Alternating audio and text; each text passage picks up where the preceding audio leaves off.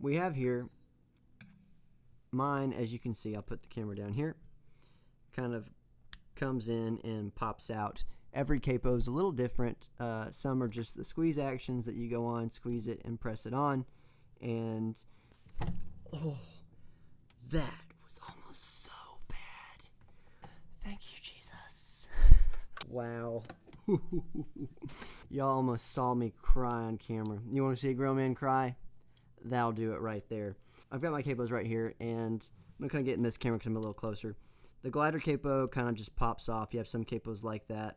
And I don't have all my capos out here, but you get the sound, you get the idea. And then these Kysers, because it needs a little WD-40, obviously, just kind of clamps on the neck and you squeeze it out. So it's kind of cool.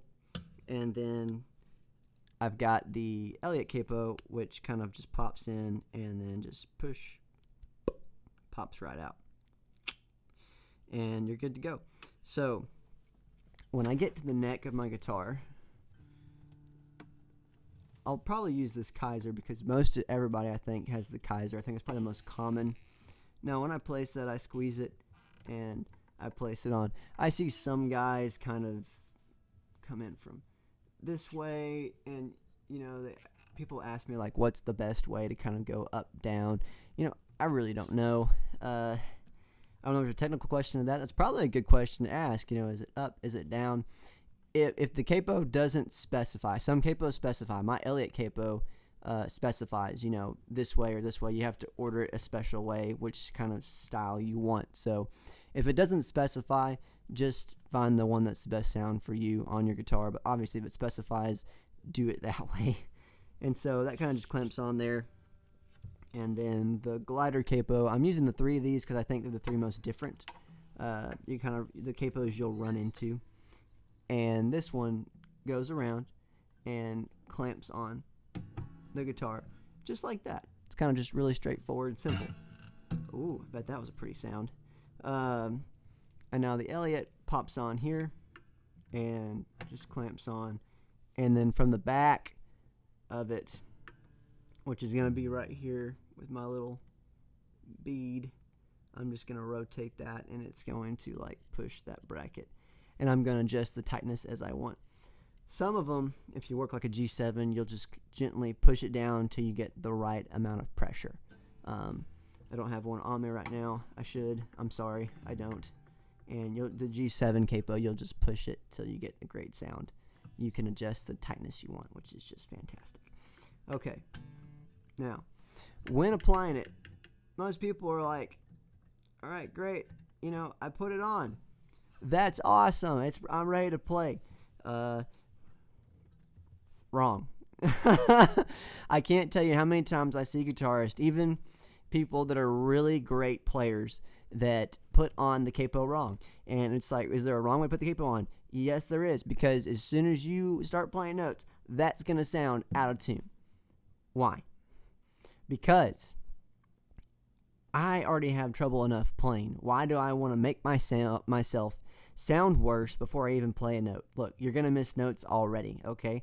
And if you haven't, you're going to do it. If you haven't missed notes yet, it's going to happen. It happens to the best of us. No one plays a perfect performance. It's flawless. You have some out there that can get pretty close, but even those that play flawless performances will tell you something went wrong up there. And, you know, my professor always taught me, Joe, just make sure your worst is better than everybody's best, and you'll have a good day.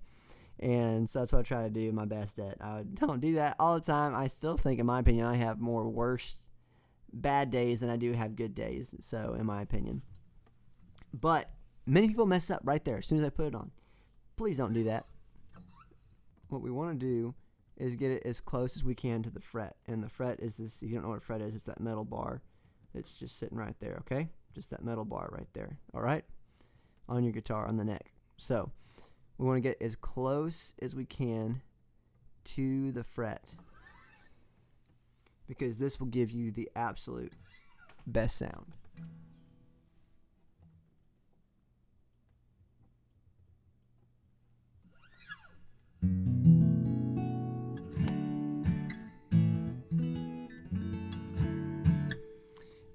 And now the tip number 2, which most times Now you see, you don't want to touch the fret. If you touch the fret, you're also going to get a bad sound.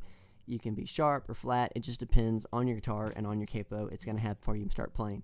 The second step is to check your tuning. Because a lot of times when you put the capo on, like you get a capo like Thalia and the elliottcapo, they really do not get out of tune. The Thalia enables you to like just pop them on and off without even tuning.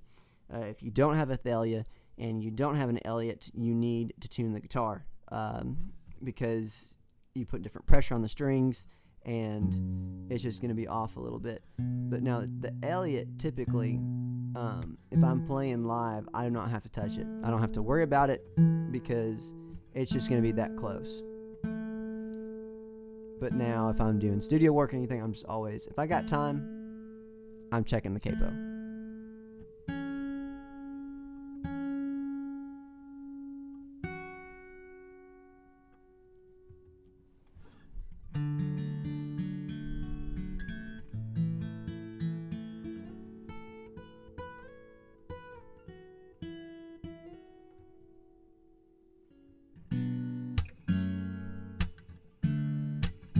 Yeah, nice. Okay.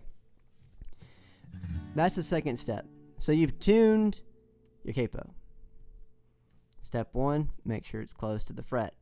Step 2, make sure you are in tune. Retune your guitar so that you are in tune and ready to go. Now the third step, what I'm going to say is it's just time to play.